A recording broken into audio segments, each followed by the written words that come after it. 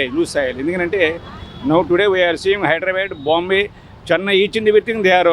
వర్షం వస్తే అసలు శానిటరీ ప్రాబ్లమే, మొత్తం మునిగిపోతున్నాయి టోటల్గా. అది ఆలోచించి ఏంటంటే ఇది చేసుకోవాలి. కానీ ఏంటంటే ఇప్పుడు పొలిటికల్ లీడర్స్ అందరూ కూడా అది ఆలోచించట్లే యాక్చువల్గా.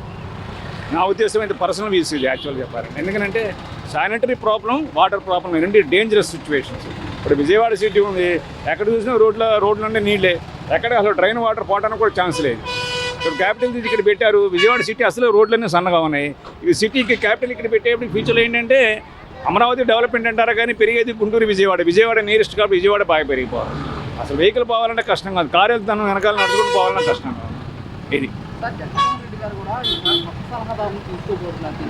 ఎవరు జగన్మోహన్ రెడ్డి ప్రభుత్వం జగన్మోహన్ రెడ్డి కొత్త సలహాదారులు తీసుకోబోతున్నారు.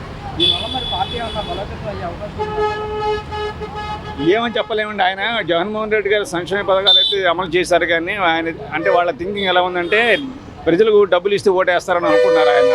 అందుకని ఏంటంటే ఆయన మోసపోయాడు యాక్చువల్గా. కానీ చేశాడు ఆయన, సంక్షేమ పథకాలు అందరికీ డబ్బులు ఇచ్చాడు. కానీ మౌలిక సదుపాయాలు అనేది అది మర్చిపోకూడదు ప్రజలకి.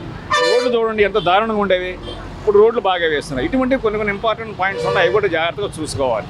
అది అసలు సంక్షేమ పథకాలు అనేది ఇంపార్టెంట్ కాదు, అది దేశానికి ఏంటంటే ప్రగతి కాదు అని చెప్పాలంటే. చాలా ఆర్థికంగా చాలా ఇబ్బంది పడతారు యాక్చువల్గా. ఎందుకంటే ప్రజలకి ఏంటంటే లేజినెస్ పెంచకూడదు.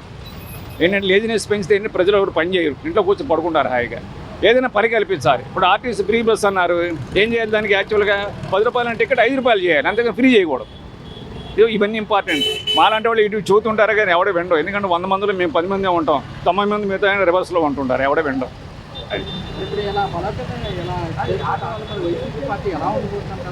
ఏమన్నా ఆ పార్టీకి ఐడియా లేదండి. నేను రాజకీయాలకి అతీతం యాక్చువల్గా. ఇప్పుడు అందుకని నా పర్సనల్గా చెప్పాను, రాజకీయాలు అంతకు నమ్ము. ఎవరైతే మంచి బాగా చేస్తారో వాళ్ళని మెచ్చుకుంటాం, ఏదేనండి.